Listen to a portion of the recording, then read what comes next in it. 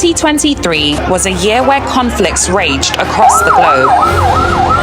We want to vote! A year where change was in the air.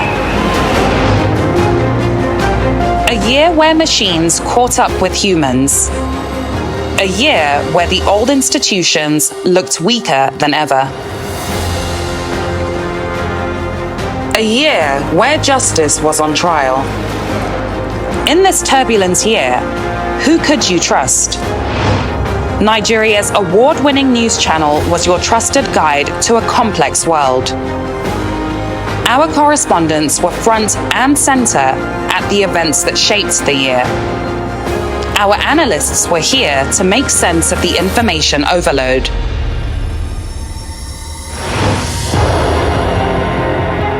And now, we look back at the events that made 2023 as Nigeria marches on.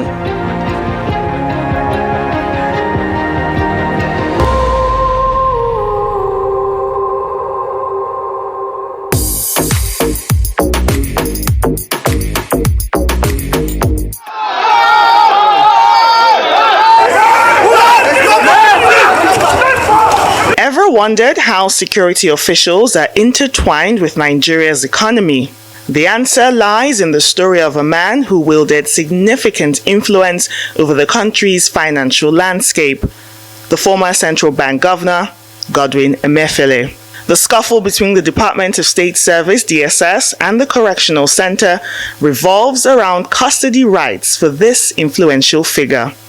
To comprehend the link, we must rewind to the beginning of this year, providing you with an immersive journey into the events that have defined the nation's economic trajectory in 2023.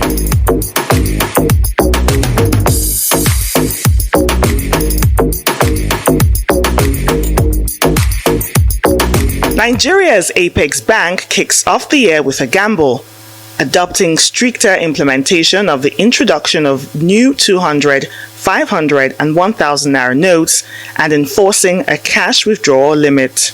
I must say here that unfortunately I don't have good news for those who feel that we should shift the deadline. The fallout?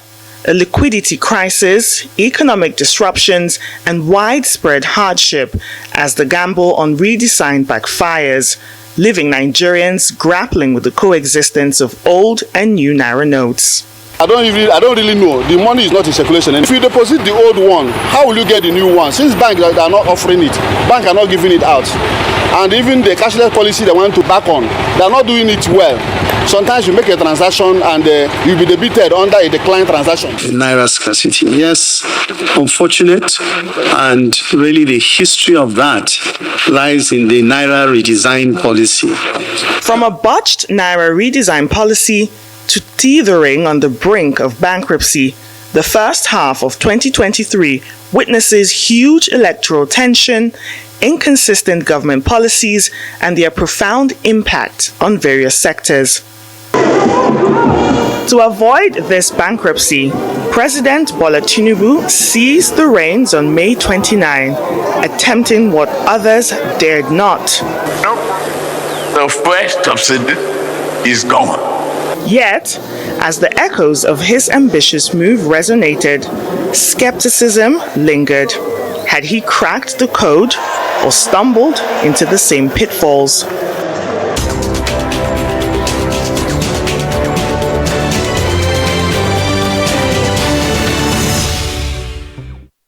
The aftershocks were seismic. Tinubu took a gamble where others faltered. The government's $10 billion for subsidy splurge last year cast a dark shadow, breeding budget deficits and soaring government debt. The removal of this financial albatross hinted at relief, only to plunge Nigerians into an abyss of skyrocketing petrol prices, public unrest, and economic upheaval. Renewed hope quickly transformed into renewed hardship. However, President Tinubu defends it as a necessary sacrifice, pledging substantial public service investments. Plead the understanding that economic reform even slow in some time.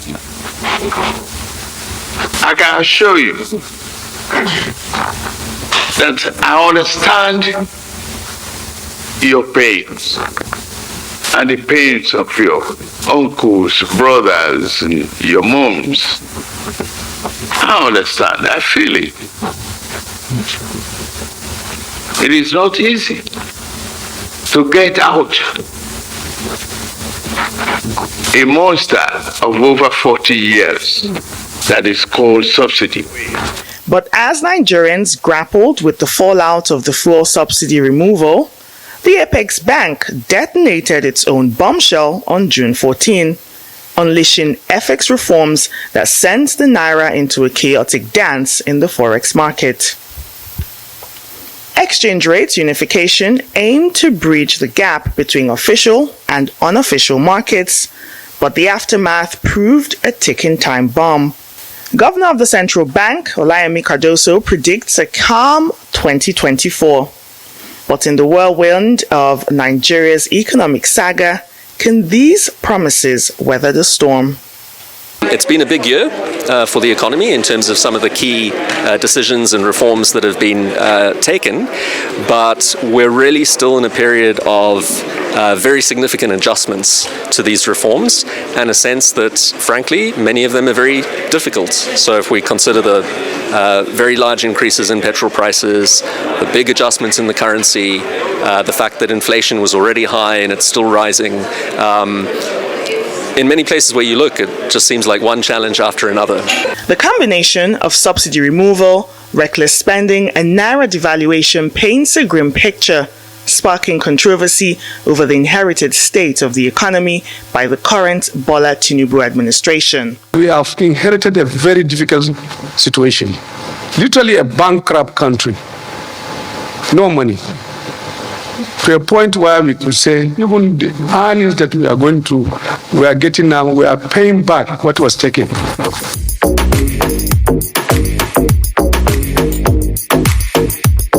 Nigeria finds itself ensnared in a debt trap, with the president revealing the ambitious 2024 spending plans projected at 27.5 trillion naira.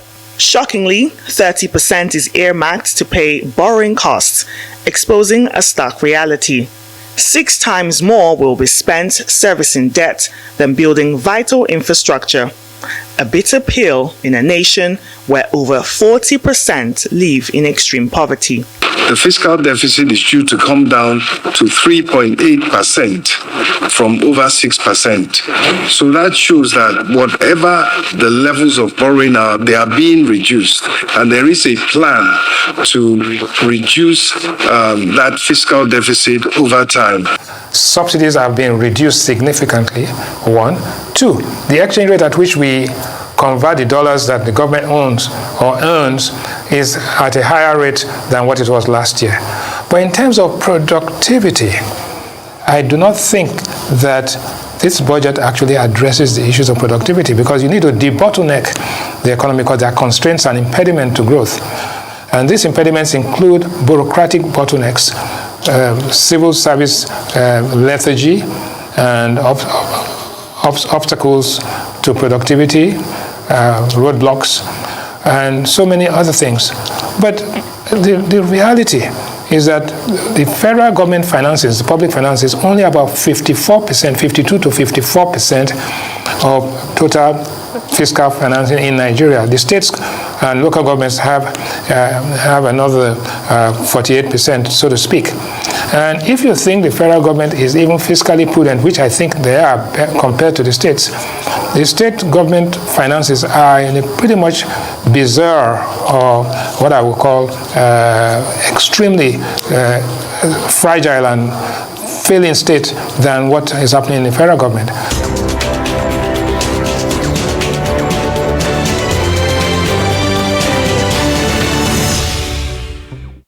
The National Assembly still has to pass the budget proposal and is expected to do so before the start of the new year to meet up with a January to December calendar.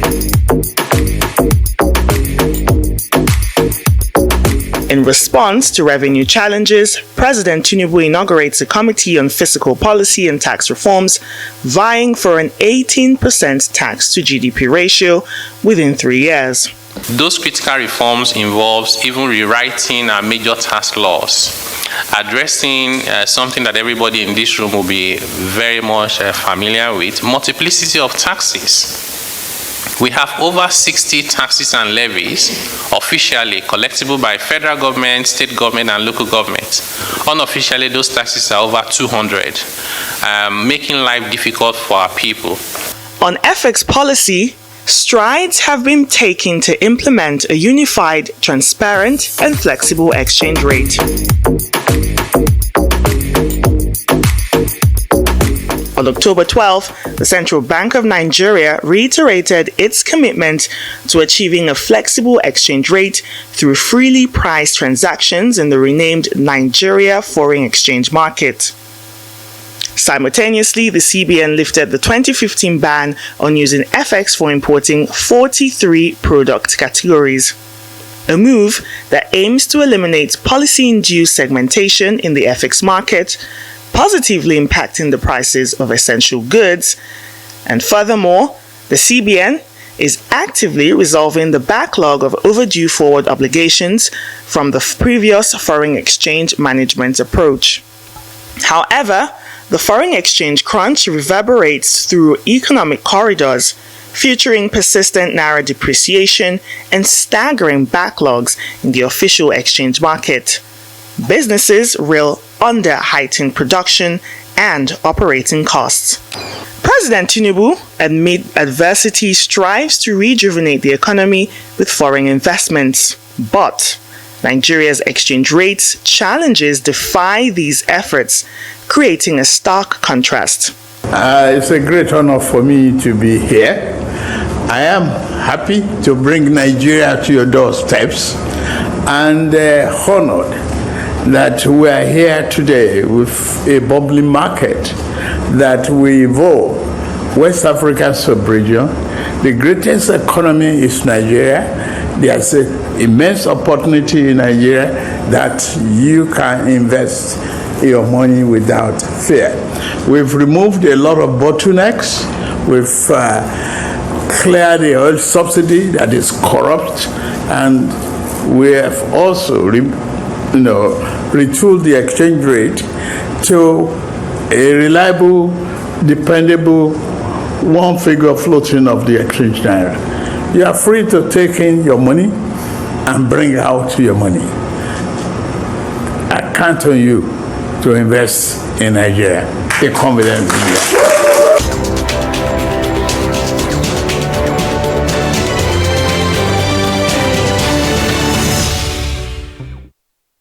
GDP, inflation, and the cost of living serve as barometers of Nigeria's economic health, exposing the harsh realities faced by citizens navigating a landscape of rising prices and shrinking opportunities.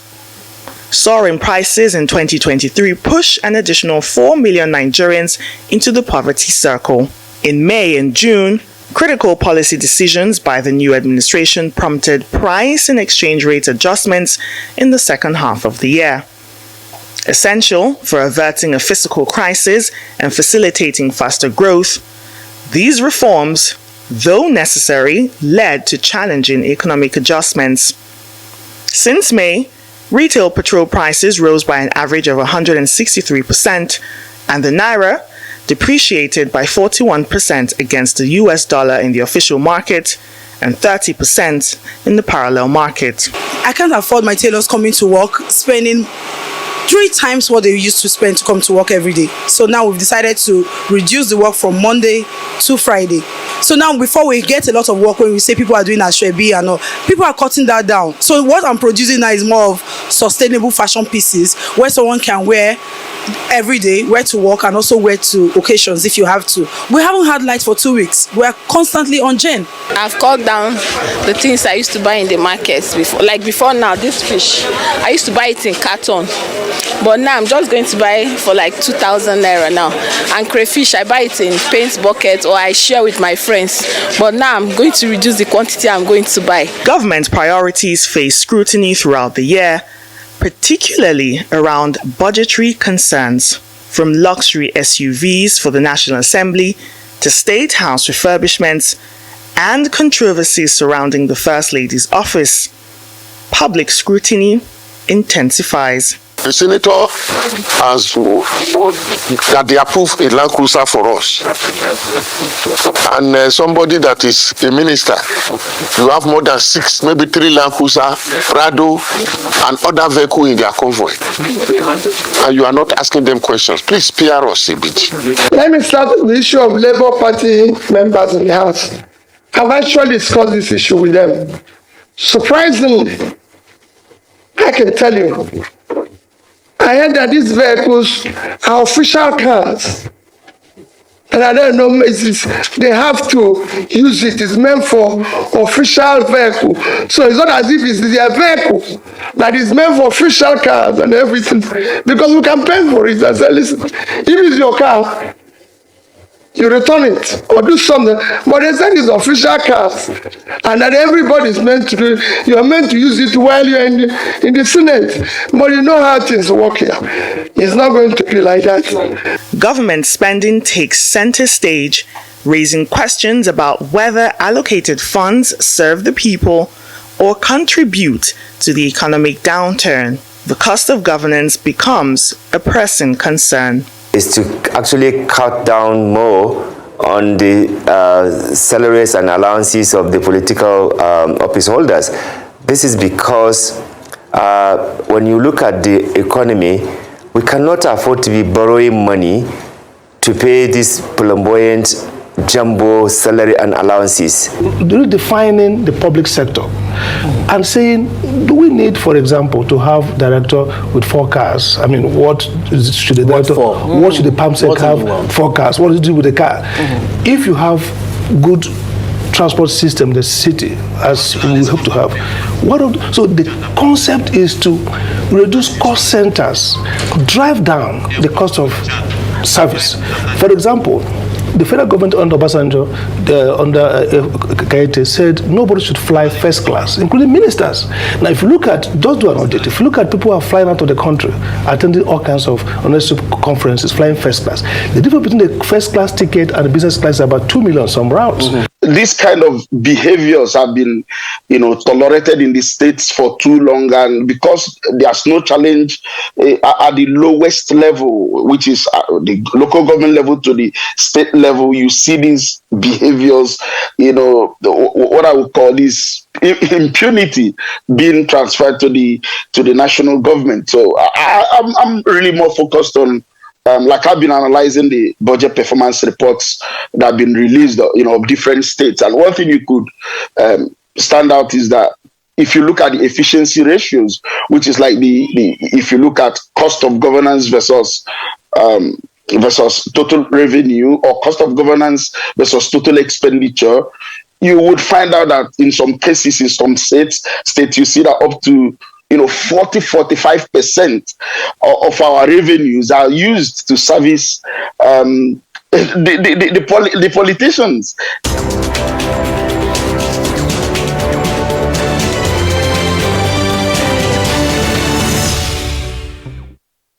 Amid the economic challenges faced by Nigeria in early 2023, the nation found itself on the brink of a crisis. In a bid to halt this impending crisis and instill renewed hope, bold reforms were implemented. However, even the president acknowledges the audacious nature of this endeavor. And reflecting on the unique challenges facing us, I invited the ministers to imagine that we are attempting to draw water from a dry well.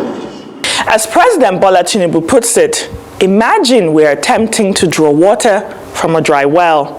That analogy echoes the sentiment of millions of Nigerians grappling with the harsh realities of 2023. And as the curtain falls on a tumultuous year, the nation confronts economic challenges of colossal proportions. Yet, within this crucible, the indomitable spirit of the Nigerian people emerges, a testament to their unwavering resilience. However, the burning question lingers in the air. How much longer will this resilience endure? The potential pathways to recovery promised by the Tinubu administration loom on the horizon. Can they truly manifest, breathing life into the renewed hope for the economy's revitalization in 2024? Nigerians wait with eager expectations. Nkechi, Nnanna, Arise News.